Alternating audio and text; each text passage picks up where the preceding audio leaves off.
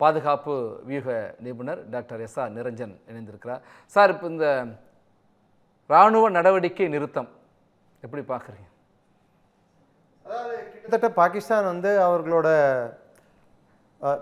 நேற்று வரைக்கும் நம்மளுக்கு ஏர் டாமினன்ஸ் இருந்தது. அதாவது பாகிஸ்தானின் வான்வெளியை நாம் கிட்டத்தட்ட கட்டுப்படுத்தி கொண்டிருந்தோம். இன்று பாகிஸ்தான் வான்வெளி நமக்கு அடங்கியே போய்விட்டுருக்கு. அதுக்கு மேலே அவங்களுக்கு எதுவுமே இல்லை. நினச்ச இடத்துல எப்போ வேணும்னா அப்போ போய் அடிக்க வேண்டியது. ரேமியார் கான் ஏர்போர்ட் காலி, ரன்வே காலி. சர்கோடா ரன்வேல 12x14 அடிக்கு பெரிய பள்ளம் இருக்கான். அந்த பள்ளத்தை ரிப்பேர் பண்ணுறதுக்கு குறைந்தது 8 நாள் ஆகும். பாகிஸ்தானில் இருக்கக்கூடிய ஸ்கர்டு ஏர்போர்ட்டோட ரன்வே காலி. ஒன்று கூட ஒரு குடிமகனையோ பாகிஸ்தானி குடிமகனையோ ஒரு சாமானிய பிரஜையோ யாரையும் நம்ம தாக்கலை. எல்லாம் பாகிஸ்தான் போர் புரியும் அந்த தளங்களை, விமான தளங்களை வேலை செய்ய விடாமல், ஒரு பிளேன் வான்வெளியில் பறக்க விடாமல் செய்துவிட்டோம். ஸோ இதுக்கு மேலே பாகிஸ்தான் சண்டை போடுறதுக்கு அவங்களுக்கு என்ன வழி இருக்குது? வழி இருக்குது. வேணுமென்னா அவங்க இராணுவத்தை அனுப்பலாம்.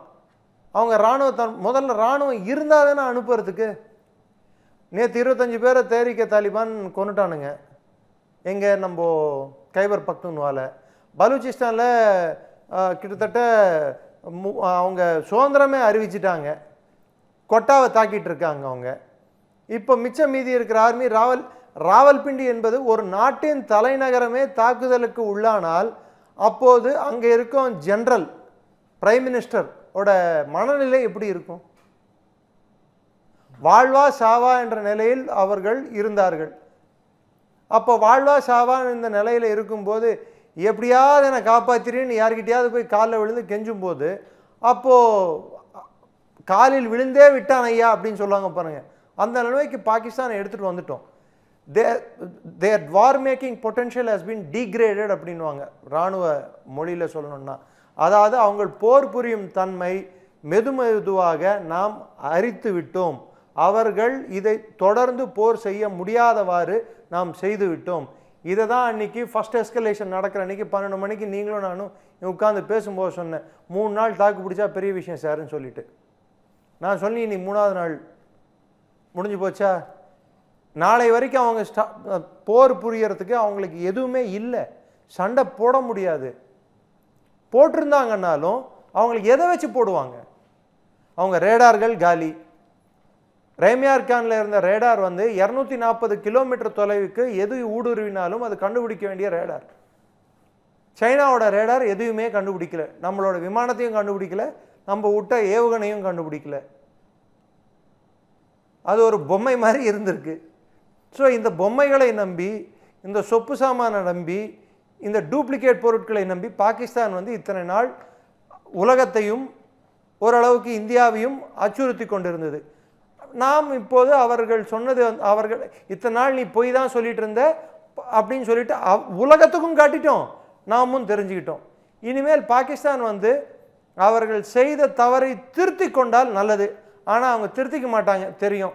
அதற்காக தான் பின்னாடியே ஒரு ரைடர் வச்சு தான் நம்ம சொல்லியிருக்கோம். இனிமேல் எந்த தீவிரவாத தாக்குதல் நடந்தாலும் இந்தியாவில் அது கிட்டத்தட்ட பாகிஸ்தான் இந்தியா மீது புரியும் போர் தான் அப்படின்னு சொல்லிட்டு தெரிவிச்சிட்டோம். So any terror attack on India will be considered as act of war. அது இது போருக்கு சமம் அப்படின்னு சொல்லிட்டோம். ஸோ தைரியம் இருந்தால் பாகிஸ்தான் இராணுவம் ஆசிம் முனீர் சொன்னது போல் நாங்கள் சர்வ வல்லமை படைத்தவர்கள், நாங்கள் வீரம் மிக்கவர்கள், நாங்கள் விவேகம் மிக்கவர்கள், எங்களை யாரும் எதிர்க்க முடியாது அப்படி இப்படின்னு பரப்புரை பேசினார்ல, அந்த பரப்புரை தகுந்தவாறு பண்ணி காட்டட்டும். சி மிலிட்டரிலி பாகிஸ்தானி ஆர்மிக்கு இருந்த பெரிய பிரச்சனைகள் என்ன அப்படின்னு நான் 1-2 வரிசைப்படுத்தி சொல்ல விரும்புகிறேன். ஃபஸ்ட்டு, அவர்களுக்கு ஜெட் ஃபியூவல் இல்லை. ரெண்டாவது, நாம் அவர்கள் கிட்ட இருந்தது எல்லாத்தையும் 2 நாளில் யூஸ் பண்ணிட்டாங்க. ஆள் அம்பு சேனை எல்லாத்தையும் யூஸ் பண்ணிட்டாங்க. எல்லாத்தையும் நம்ம தடுத்துட்டோம். இப்போ என்ன இருக்கு? ஒன்றும் இல்லை. திருப்பி நம்ம பதிலடி கொடுக்கும்போது அவர்களால் நமது ஒரு ஏரோப்ளேன், நமது ஒரு ஃபைட்டர் ஜெட்டையோ இல்லை ஒரு ஏவுகணையோ தகர்த்ததா எங்கேயாவது சொல்ல முடியுமா? வதந்தி மட்டும் பரப்பிட்டு இருக்காங்க. வதந்தி என்ன வதந்தி பரப்பியிருக்காங்க நான் சொல்கிறேன். அதுக்கப்புறம் நீங்கள் சிரிக்கணுமா சிந்திக்கணுமா? அது ஆதாரப்பூர்வமானது வதந்திங்கிறத நம்ம நிரூபிச்சுட்டோம், தொடர்ந்து நிரூபிச்சுட்டோம். பாட்னா ஹார்பரை தாக்கியிருக்காங்களா சார்? பெங்களூர் ஹார்பரை தாக்கியிருக்காங்களா சார்? பெங்களூர் வரைக்கும் ஹார்பர் இருக்குன்ட்டு இன்னைக்கு தான் சார் நான் தெரிஞ்சுக்கிட்டேன். உங்களுக்கு தெரியுமா சார் பெங்களூர்ல ஹார்பர் இருக்குன்னு? அந்த செய்தியில் பார்த்தா தெரிஞ்சுக்க வேண்டியிருக்கு. பாட்னால ஹார்பர் இருக்கு தெரியுமா சார் உங்களுக்கு? பாகிஸ்தான் செய்தி அடிப்படையில் அவங்களோட அஃபிஷியல் டிஜி ஐஎஸ்பிஆர் வந்து தெரிவிச்சிருக்காங்க சார். ஆனால் நம்ம இந்த அளவுக்கு சொல்கிறோம், நீங்கள் மிக தோல்வியினுடைய சரணடைந்திருக்கிற நிலையில தான் அந்த தாக்குதல் ராணுவ நடவடிக்கை நிறுத்தம்னு சொல்கிறீங்க. ஆனால் அந்த நாட்டுடைய துணை பிரதமர் இப்பயும் சொல்கிறாரு, எங்களுடைய இறையாண்மையை காப்பதற்காக நாங்கள் இந்த போர் நிறுத்தத்தை ஒத்துருக்கோம். கீழே விழுந்தாலும் மீசையில் மண் ஓட்டலன்னு அர்த்தம், இல்லை தாடியில் மண் ஓட்டலன்னு அர்த்தம். ஏன்னா அவங்க மீசை வச்சுக்க மாட்டானுங்கல்ல அங்கே இருக்கிற பாதி பேர். அவங்க அவங்களோட இன்ஃபர்மேஷன் ப்ராட்காஸ்டிங் மினிஸ்டர் பாருங்கள், தாடி மாத்திரம் தான் இருக்கும், மீசை இருக்காது அவருக்கு, நல்லா வலிச்சிட்டு இருப்பார். ஸோ அவர் வந்து தாடியில் மண் ஓட்டலன்னு சொல்கிறாரு. உங்களுக்கு இன்னொரு இன்ஃபர்மேஷன் சொல்கிறேன். டிஜி ஐஎஸ்பிஆர், அதாவது அவங்க செய்தி தொடர்பாளர், இராணுவ செய்தி தொடர்பாளர், அவர் பேர் வந்து Ahmed Sharif Chaudhry, general major general Ahmed Sharif Chaudhry. அவர் யார் தெரியுமா? ஐநாவால் யுனைடெட் ஸ்டேட்ஸ், அதாவது அமெரிக்காவால் டெசிக்னேட், அதாவது அறிவிக்கப்பட்ட தீவிரவாதியின் மகன், சுல்தான் பஷீருதீன் முகமதின் மகன். ஸோ தீவிரவாதியோட புள்ள பாகிஸ்தான் இராணுவத்தின் டிஜி ஐஎஸ்பிஆர், அதாவது முக்கிய செய்தி தொடர்பாளர், பாகிஸ்தான் இராணுவத்தின் செய்தி தொடர்பாளர் ஒரு தீவிரவாதியின் மகன். அது மட்டும் இல்லை, அந்த 7ஆம் தேதி நடந்த துல்லிய தாக்குதலில் மசூத் அசாருடைய குடும்பத்தினர் கொல்லப்பட்டான்னு சொன்னாங்கல்ல, அந்த உறவினர்கள்லாம் யாரெல்லாம்?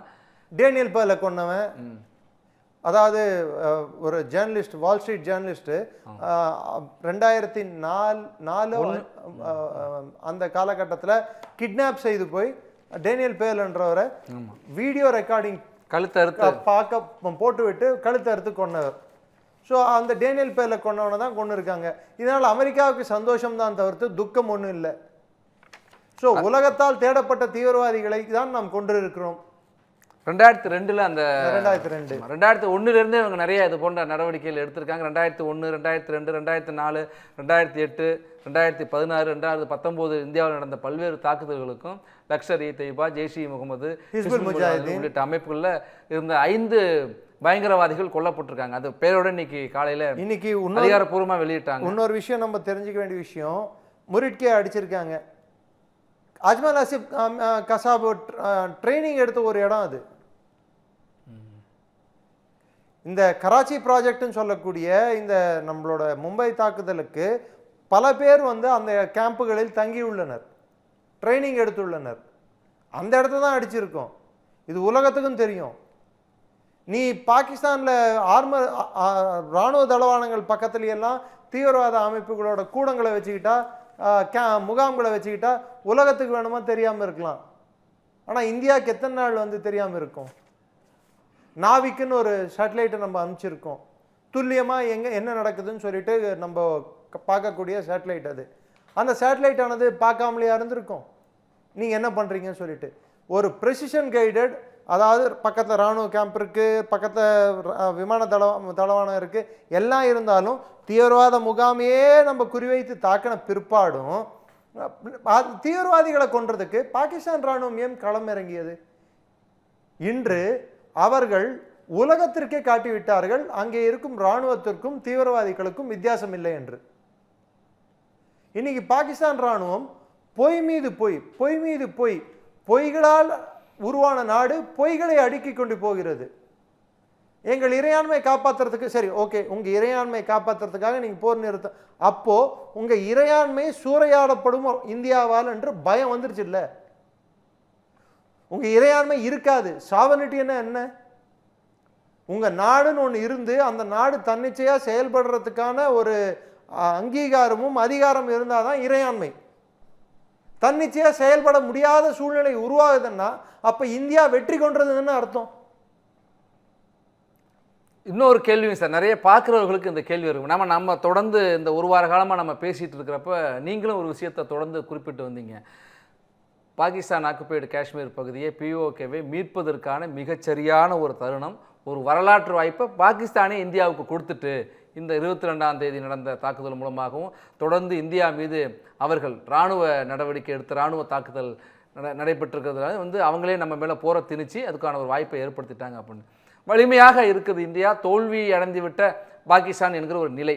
ஆயுதங்கள்லாம் எதுவுமே இல்லை, இராணுவ பலம் எதுவுமே இல்லை, ஒரு சூழல்ல இப்போ பாகிஸ்தான் ஆக்கிரமிச்சு காஷ்மீர் பகுதியை மீட்பதற்கான ஒரு நல்ல வாய்ப்பை இந்தியா இப்போ தவற விட்டுட்டா அல்லது கொஞ்சம் தள்ளி போயிருக்கா? தள்ளி போயிருக்குன்னு தான் நான் பார்ப்பேன். ஸ்கர்டு ஏர்பேஸ் முற்றிலும் தகர்க்கப்பட்டுள்ளது. அங்கே கைபர் பக்துன்வால் பலூச்சிஸ்தானிலும் இனிமேல் போராட்டங்கள் அதிகரிக்கும். பாகிஸ்தான் மெதுமெதுவாக உள்நாட்டு பிரச்சனையில் எப்போது அது முழுகுகிறதோ அப்பொழுது இன்னொரு சந்தர்ப்பம் நமக்கு கிடைக்கும். Inch by inch, yard by yard அப்படின்வாங்க.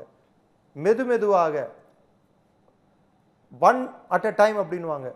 ஒரு ஒரு ஒரு இலக்கை எட்ட வேண்டும் என்றால் மெதுவாக கால்குலேட் செய்து நம் மீது தவறு வராதுவாறு நம் குறிக்கோளை அடைய வேண்டும்.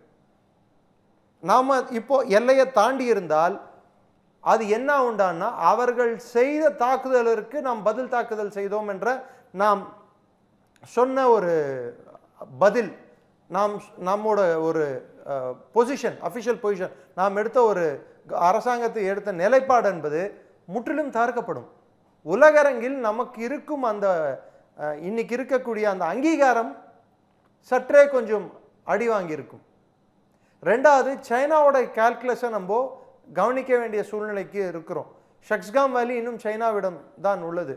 ஸோ அதே பாகிஸ்தான் அடுத்த கட்டத்தை நோக்கி போயிருந்தால், அவர்கள் இராணுவம் இந்தியாவுக்குள் அடியெடுத்து வைத்திருந்தாலோ இல்லை இந்தியாவை எல்லையை தாண்டி இருந்தாலோ அப்பொழுது நாம் அந்த எல்லையை தாண்டறதுக்கு எல்லா சூழ்நிலைகளும் நமக்கு ஏற்படுத்தி பாகிஸ்தானே கொடுத்திருக்கும்.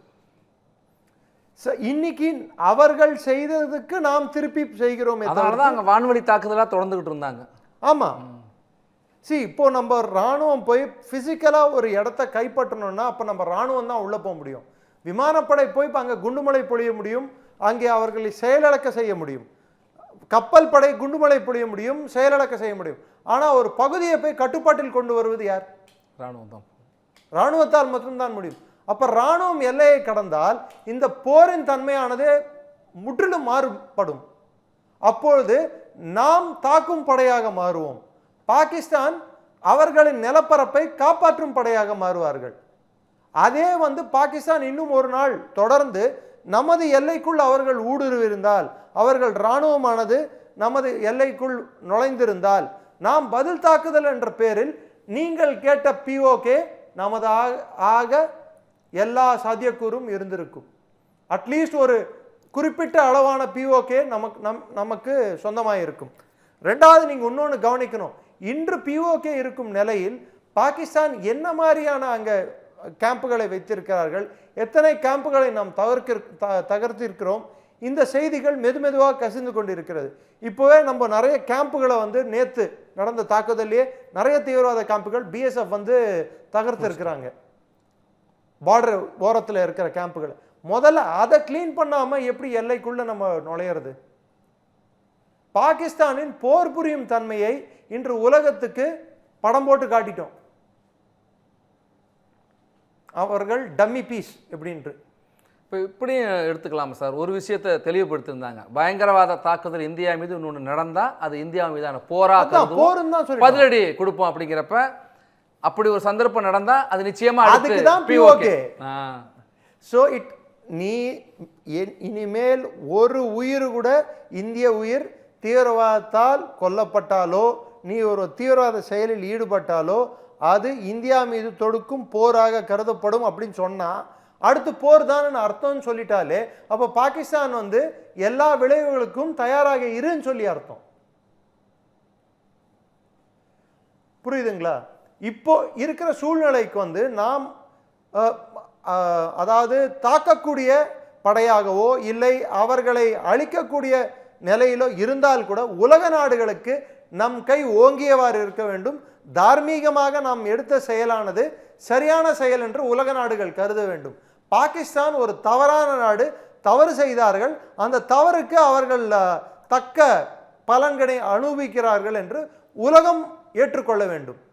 இன்று பாகிஸ்தான் பக்கம் நிற்கும் எந்த நாடு நிற்கிறது என்று நீங்கள் ஒரு நாடு உலகத்தில் இருக்கும் குறிப்பிட்ட நாடுகள், அதாவது ஒரு பொசிஷனில் இருக்கக்கூடிய நாடுகள், அது அரபு நாடுகளாகட்டும், இல்லை அமெரிக்கா ஆகட்டும், இல்லை ஐரோப்பிய நாடுகளாகட்டும், ரஷ்யா விட்டுருங்க, ஏன் அவர்களின் நகமும் சதையும் போல இருக்கும் நண்பன் சைனா ஆகட்டும், யார் அவர் பக்கம் நிற்கிறார்கள்? இப்போ அதனால தான் சொல்லியிருக்கீங்க பிஓகே கொஞ்சம் தள்ளி போயிருக்கு நம்மள்கிட்ட வர்றதுக்கு, எப்போ வேணுமாலும் நம்மள்கிட்ட வரலாம், அது அவங்க கையில் தான் இருக்குது, பாகிஸ்தான் கையில். பழம் நழுவி பாலில் விழும் காலம் நெருங்கி கொண்டு வெகு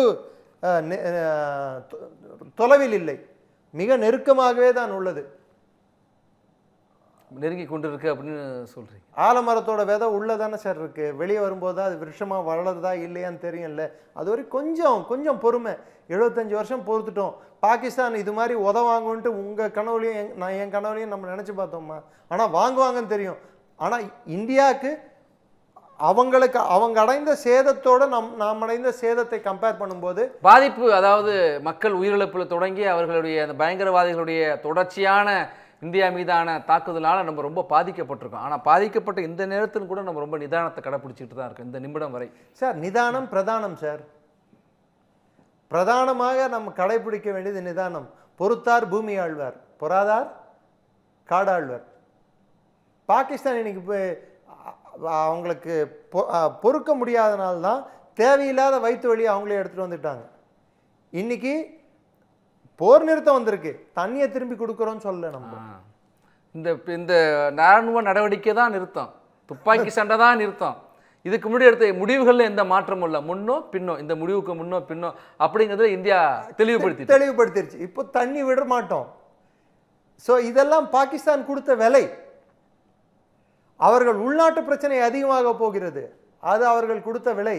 ஆசிம் முனீர் இதனால் பதவி இறக்கப்படுவார் கூடிய சீக்கிரம், அது பாகிஸ்தான் கொடுக்கும் விலை.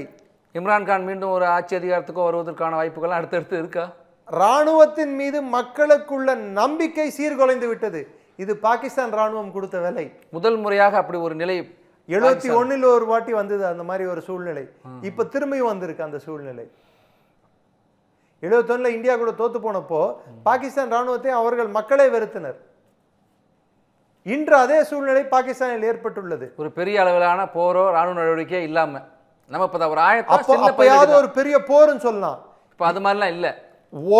ஒரே ஒரு இந்திய ராணுவ வீரன் பாகிஸ்தான் மண்ணில் காலடி வைக்காமலேயே பாகிஸ்தான், ஒரு படத்துல வடிவேலு சொல்லும் பாருங்க, காலிலேயே விழுந்து விட்டான் அப்பா சி போ அப்படின்னு பாருங்க. அது மாதிரி டோட்டல் சரண்டர் விட்டான் மன்னா அப்படின்னு சொல்லுங்க. அது மாதிரி விழுந்தே விட்டார்கள். சீஸ்ஃபயர் நாம் கேட்டோமா? சீஸ்ஃபயருக்கும் சரண்டருக்கும் பெரிய வித்தியாசம் என்னன்னா, சரண்டர் ஒரேடியாக துப்பாக்கிகளை கீழே போட்டு விட்டுரு, என்னால் சண்டை போட முடியாது, கையை தூக்குறது. சீஸ்ஃபயர் என்ன, நான் இப்போதைக்கு என்னால் சண்டை போட முடியாது, நான் சுட மாட்டேன், வேறு மொழியில சொல்றாங்க, அவ்வளவுதான். நான் நிறுத்திக்கிறேன், தயவுசெய்து நீ நிறுத்திக்கோ, இதுக்கு மேல நான் தாங்க மாட்டேன்னு சொல்றது. என்ன பெரிய வித்தியாசம் ரெண்டுத்துக்கும்? இது உண்மையான போராக உண்மையான போர்னா டிக்ளேர்டு போராக, அதாவது பாராளுமன்றத்தை கூட்டி, இந்திய அமைச்சர் அவையை கூட்டி, பிரதம மந்திரி பரிந்துரை செய்து ஜனாதிபதிக்கு, ஏனென்றால் முப்படை தளபதி ஜனாதிபதி தான், ஜனாதிபதி ஆக்ட் டிக்ளரேஷன் ஆஃப் வார், போர் தொடுக்க அவங்க பர்மிஷன் கொடுத்து நாம் போர் தொடுத்திருந்தால், அப்போ அந்த போரானது நம் பக்கம் முடிந்திருந்தால் பாகிஸ்தான் சரண்டர் அப்படின்னு சொல்லிட்டு தான் போட்டிருப்பாங்க. இது அது மாதிரி சூழ்நிலை இல்லாதப்போ சீஸ்ஃபயர் தான் சொல்ல முடியும். அப்போ இறையாண்மை காக்குறதுலாம் சும்மா வழக்கம் போல அவங்க அழுத்து வர்ற பொய் வதந்தியில அதுவும் ஒண்ணு. அப்போ நம்ம ரஃபேல் விமான வீழ்த்தினதா சொன்னது மாதிரி சார், பாட்னால ஹார்பர் இருக்குன்னு சொல்றானே சார், பெங்களூர்ல எங்க சார் ஹார்பர் இருக்கு? அதே போல சார் இப்போ 12ஆம் தேதி அது என்ன சொல்லியிருக்கான், பெங்களூர் ஹார்பர் முழுவதாக தகர்க்கப்பட்டுள்ளது. ஏண்டா இல்லாத ஹார்பரை எங்கடா தகர்ப்பீங்க? அதே போல பொய் சொன்னாலும் பொருந்த சொல்லணும். இது கூட பாகிஸ்தானுக்கு தெரியவில்லை. ஆனா அதையும் நிறைய பேர் இங்க பகிர்வாங்க. தமிழகத்தில் எது வேணாலும் பகிர்வார்கள். பர்வேஸ் முஷரஃப் சொன்னதையே ஒரு, அதாவது தமிழ்நாட்டின் அதிகம் பிரபலமான பத்திரிகையாளர், மத்திய அரசை கண்டித்து நிறைய போராட்டங்களில் பங்கேற்றவர், இங்கே இருக்கும் ஆளும் கட்சியின் அடிவரடியாக செயல்படும் ஒரு பத்திரிகையாளர். அவர் ஒரு பேட்டியில் சொல்றாரு, கார்கில் போர்ல 1600-500க்கு மேற்பட்டோர் இறந்து போயிட்டாங்க இந்திய வீரர்கள் அப்படின்னு சொல்லிட்டு. அது பர்வேஸ் முஷரப் சொன்ன எண்ணிக்கை. இந்தியாவில் அபிஷியலா எண்ணிக்கை 527 அரசாங்கம் குறிப்பிடாத. நானும் பார்த்தா அது உடனடியாக முன்னாள் ராணுவ அதிகாரி மறுக்கிறாரு. அதை நீங்க மறுக்காதீங்க, பொய் சொல்றீங்க அப்படின்னு இவர் திரும்ப சொன்னார் அப்ப பார்த்தப்ப. ஸோ இது மாதிரி பொய் சொல்லும் ஆசாமிகள் இங்கே சுற்றிட்டு இருக்கிற வரைக்கும் எந்த பொய்யை வேணுமானாலும் கட்டவிழ்க்கலாம். இந்த போர் பாகிஸ்தான் ஜெயிச்சு விட்டதுன்னு கூட சொல்லலாம் இங்கே இருக்கிறவங்க. யார் கேட்குறா இவங்கள? சார், அதை கடந்து நம்ம முக்கியமாக இந்த போர் இராணுவ நடவடிக்கை நிறுத்தத்திற்கு பிறகு 2 இராணுவ டைரக்டர் ஜெனரலும் 12ஆம் தேதி பேச போகிறாங்க. அப்போ இந்தியா எடுத்து முன்வைக்கிற முதல் நிபந்தனை என்னவா இருக்கும்? அதான் சொல்லிட்டாங்களே, இன்னொரு தீவிரவாத தாக்குதல் நடந்தாலே இது ஆக்ட் ஆஃப் வார், போருக்கு சமம் அப்படின்னு சொல்லி முதல் அடியே பேரடி. சிந்து நதி நீர் ஒப்பந்தம் போல. அப்போ அடுத்து அது அது அவங்கள அது இன்றல்ல. சிந்து நதி, நான் தான் ஃபர்ஸ்ட் நாளே சொன்னேன், பாரதியார் எழுதினது சிந்து நதி இன்னிசை நிலவினிலே அப்படின்னு சொல்லிட்டு. இனிமேல் பாகிஸ்தான் கனவினிலே.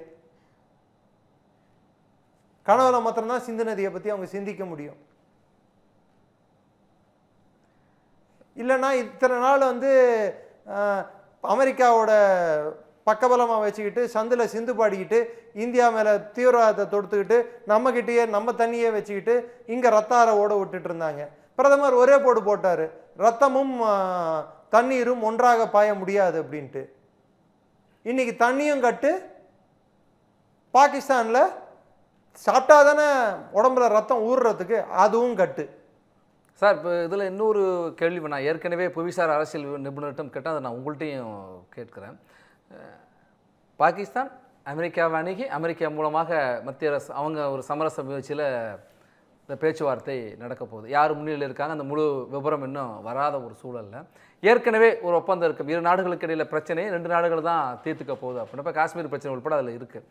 இப்போ இன்றைக்கி அமெரிக்காவுடைய சமரச தலையீட்டின் மூலமாக இந்த இராணுவ நடவடிக்கை நிறுத்தம் பேச்சுவார்த்தையெல்லாம் நடக்கிற ஒரு சூழலில் இப்போ இந்த பிரச்சனைக்குள்ள ஒரு 3வது நாடோட மத்தியஸ்தல் சமரச பேச்சை பாகிஸ்தானே கொண்டு வந்துட்டான்.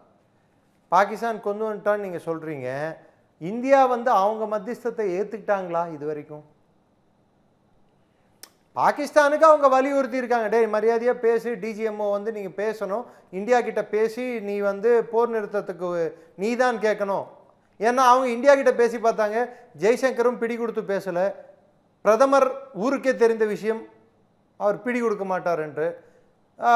மிச்சம் இருப்பது யார்? அஜித் தோவல் அவர்கள். அவர் ஒத்துக்கா போறாரு.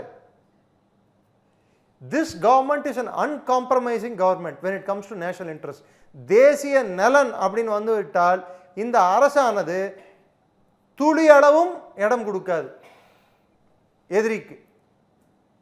இப்போ பிரதமர் ஆரம்பத்திலே சொன்னதை செஞ்சு காமிச்சிட்டார். கற்பனைக்கு எட்டாத ஒரு அடியை இன்னும் வெளி உலகத்துக்கு வராத ஒரு அடி விழுந்திருக்கு. கற்பனை கெட்டாததா? இனிமேல் பாகிஸ்தானின் 10 தலைமுறை சொல்லும். 4 சண்டைகள் போட்டோம். கார்கில் போரில் கூட நாங்கள் ஏதோ முதல் கட்ட போரில்லாவது எங்கள் கை ஓங்கி இருந்தது. ஆனால் இப்போ நடந்த ஒரு இதில் கை ஓங்கிறத விடுங்க, கையே தூக்க முடியல அவனால். முதல் நாளில் இருந்தே அவர்களுக்கு அடி மீது அடி ஒவ்வொன்றும் இடியாக விழுந்து கொண்டிருந்தது பாகிஸ்தானில். நமது ட்ரோன்கள் ரூபத்தில், மிசைல்கள் ரூபத்தில் ஒவ்வொரு அடியும் அவர்களை நிலைகுலைய செய்தது. இன்று விழுந்த அடிகளானது அவர்கள் மொத்த பாகிஸ்தானில் எத்தனை ஏர்பேஸ் இருக்கோ அத்தனை ஏர்பேஸையும், அதாவது இது அடிச்சிட்டோமா, ஓகே நெக்ஸ்ட் அதை அடிக்கலாம், ரைமியார் கான், ஓகே ஓகே, அப்போ சியால்கோட், ஓகே சரி ரைட்டு, நெக்ஸ்ட் சர்கோடா, சர்கோடா அடிச்சிட்டோமா, நெக்ஸ்ட் எங்கே, ஓகே நெக்ஸ்ட் ஏர்போர்ட் ராவல்பிண்டி அடிச்சு அது முடிச்சாச்சா, நெக்ஸ்ட் ஷேர்கோட், நெக்ஸ்ட் சர்கோ, இது மறந்துட்டோம் இல்லை ஸ்கர்டு, அப்போ ஸ்கர்டு அடிக்கலாம். அப்போ அவங்களோட ரேடார்கள் என்னாச்சு, அவங்களோட கம்யூனிகேஷன் சென்டர்ஸ் என்னாச்சு, அதாவது அவங்களோட தொழில்நுட்ப சாதனங்கள் இன்ஃபர்மேஷன் பரிமாறிக்கொள்ளும் அந்த சிஸ்டம்கள் என்னாச்சு? அப்போ பாகிஸ்தானின் உள்கட்டமைப்பு இன்று எந்த நிலையில் உள்ளது?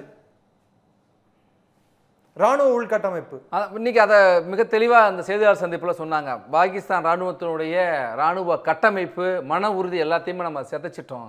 ராணுவ விமானப்படை தளங்கள் 3 வந்து பெரும் சார்.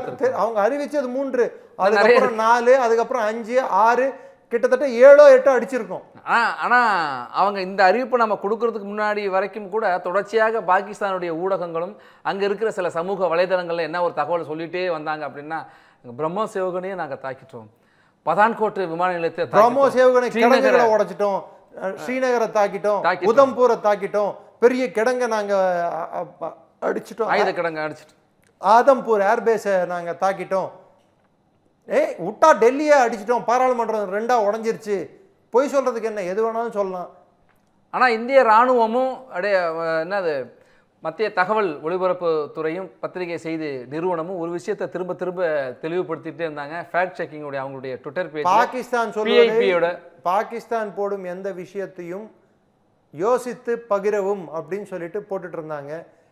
நான் இன்றும் நாளையும் என்றும் சொல்வது, பாகிஸ்தான் வர எந்த இன்ஃபர்மேஷனோ இல்லை நீங்களோ நானோ போடுற எந்த இன்ஃபர்மேஷனோ இது மாதிரி சமயங்களில் நம்பக்கூடாது. அதுவும் போர் சம்பந்தப்பட்டு தேசிய பாதுகாப்பு சம்பந்தப்பட்ட விஷயங்களில் நம்பக்கூடாது.